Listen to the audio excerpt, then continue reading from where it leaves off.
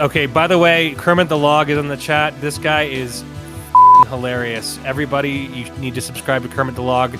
This guy is hilarious. I would love to see Shaney, you and Kermit the Log doing a video. You guys should do a video together. He does. Anyway, you're both hilarious comedians, and you guys should do a collab or something. Google Hangouts will get replaced by the end of the month anyway. So that's I'm glad. Something better. I'm glad that you brought that up because I did want to actually talk to you about that. But from what I can tell, they're trying to rebrand kind of a little bit with it because they've had the Google Hangouts thing for like a good, I don't know, 6-7 more years maybe, I think. So they're gonna call this Hangouts Chat. Is what they're gonna call the new thing. The only thing that I don't know is if it's gonna be like connected or synced with YouTube, like how Google Hangouts is. But from what I could tell from the features, it will be way better than this is right now. Like you'll have the option to every single time you like throw a link out to somebody, like to invite them into the chat or whatever, into the panel, you have to approve them.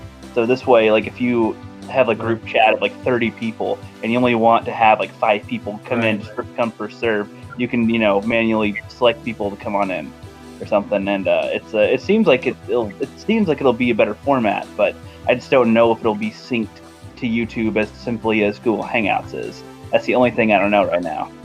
So, but that is the thing that is the one thing that they actually are going to be. They do have a plan to replace that. It's probably going to be something you have to buy. It's probably something you have to pay for, right? I mean, it's possible. I saw that there's actually a few other things that Google is trying to do. So I think some people are getting confused on which is what. Because there's like a Hangouts chat. There's some other type of Hangouts thing that they're trying to do. Some are more business focused. Some are some type of other socializing things that they're trying to do. So I don't think they know exactly. I don't know if they're going to charge for each product though, for each thing when they launch. I doubt it. I kind of doubt it because so far they've been good by not doing that. And with YouTube being owned by Google, it'd be stupid of them to charge for that type of service. So yeah, I don't think they'll charge anybody for that. I bet you anything they will. I bet you anything. It's crazy. Yeah, but it's like the way they had it set up is like the way that you interact with the chat is a little better. The way that you can assign people that moderate it and whatnot. It seemed like it was a cooler setup, kind of more features for when you're presenting. You can put up even like slideshow type things. So if you wanted to show your articles instead of going to each application or having 50 tabs up, there's like simpler ways to do it. Kind of looked like so. Right, to have an actual like PowerPoint discussion or something like planned pretty out. Much. Yeah, like, it's designed for business, but people use it for YouTube most likely. If they intertwine them, that's the only thing I don't know. If they don't intertwine it, that's gonna be so stupid if they don't. Yeah, it'll be weird. It's like I did notice that recently. It's like I think this Google icon actually only came up literally about less than 6 months ago. I mean, they're just like they're realizing, oh, we gotta be putting our logo on these videos. These people are taking our Hangouts videos and blah. So anyway, we were getting through some of the random stuff. We actually hadn't even gotten to the Scarlett Johansson experience yet. I did want to since this is a brand new thing and we're talking with you, Rookie, I just wanted to ask you what your thoughts are there. Just to kind of update everybody, if you didn't know, Scarlett Johansson did actually have a run-in with SJWs, and she's actually had this. She was going to be the star of a film as a trans. She was going to play a transgender person. And it would have been actually incredible for the transgender community. It would have been like something that's like, okay, we have a huge star that'll play this person in this film. And apparently it was just kind of an indie film, but having Scarlett Johansson play this person, it would have been an incredible thing for them. But all they did was just attack her. And they attacked her because she's not a real transgender person. And so they were saying they didn't need to have a real transgender person. You can't really know, because a transgender person could be transgender 1 minute and not transgender the next minute. Because gender is fluid, right? That's what they say. Yeah. Gender is malleable, it's fluid, So it's like she could be transgender for the movie and then say, I'm not transgender afterwards. And it's okay because it's fluid. right? Yeah. And that's the thing, is that everybody has a different interpretation of it. Anyway, the point is that none of us, I don't think any of us care like that. The point is that apparently she's being attacked by SJWs again, and she's calling out Hollywood for it. So I don't know. Had any of you guys heard about that before, that she was supposed to be in a film about that? Yeah, that was from a while ago. It was from quite a while ago. Yeah, it was. It was like a year and a half, 2 years ago almost. Well, the thing was, she's supposed to play like a transsexual man that's like runs these other women or something, and it's like, I don't know. That seems like an interesting role for Scarlett. I mean, let's just, I don't know, how big is the acting pool for trans in Hollywood? I don't know, but I doubt that that's specifically the types of roles they'd be looking for, because of like what, there's so many other options. Yeah. I think it's higher than we suspect. I'm pretty sure there's a lot of transgenders that are in the closet that still haven't come out yet.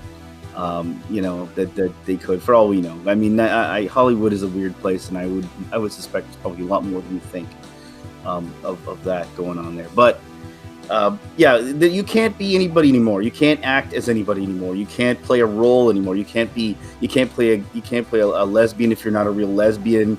You can't play a Jew if you're not a Jew. You can't play, you know what I mean?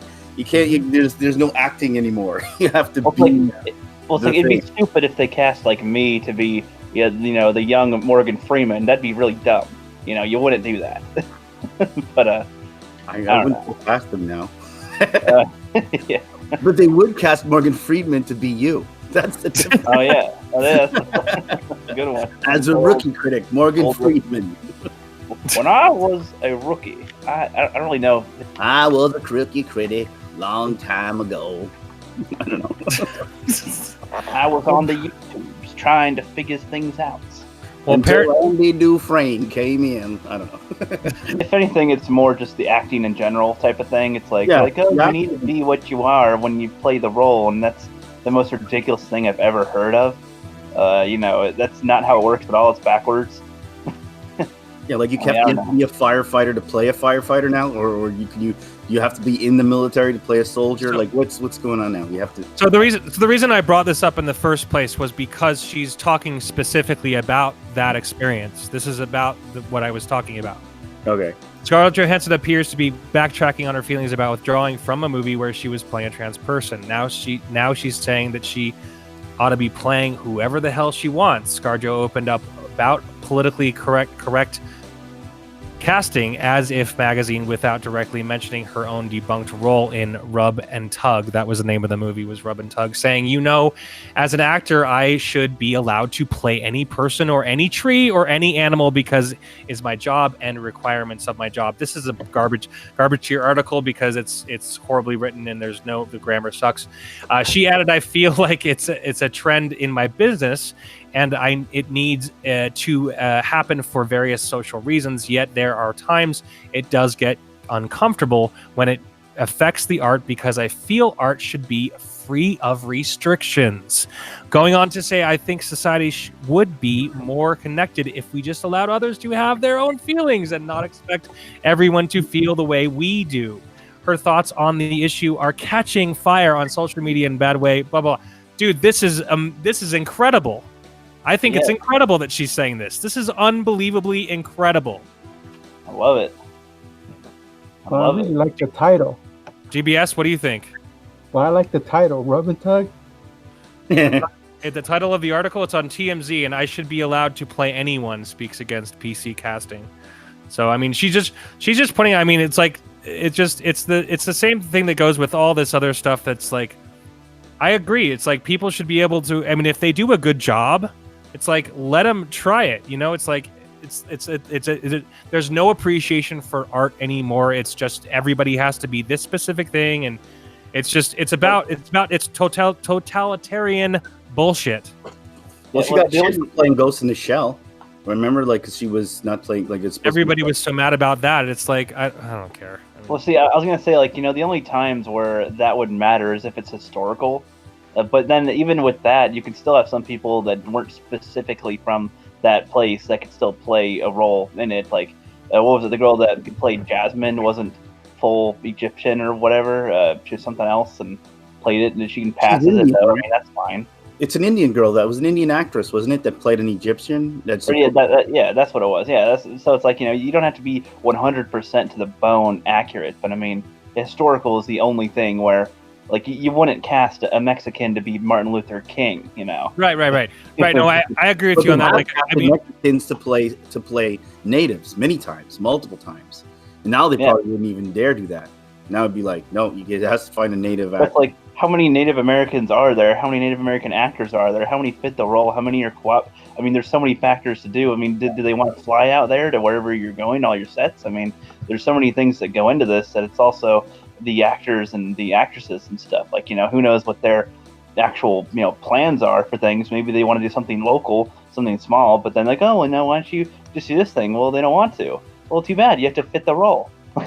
It's like, that doesn't make any sense. So, I don't know. Well, yeah, they want you to look the part more than anything, and more, even better, even more than you're even acting. A lot of times, they just want you to look the part.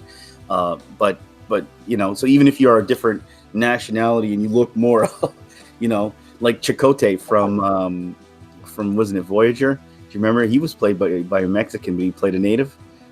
I did not know he was Mexican. I thought he was native 100%. He looked dead on. But I'm making a Rotten Tomatoes skit, and it's like, who represents a tomato? Are you a tomato? Any of you guys? only rotten ones.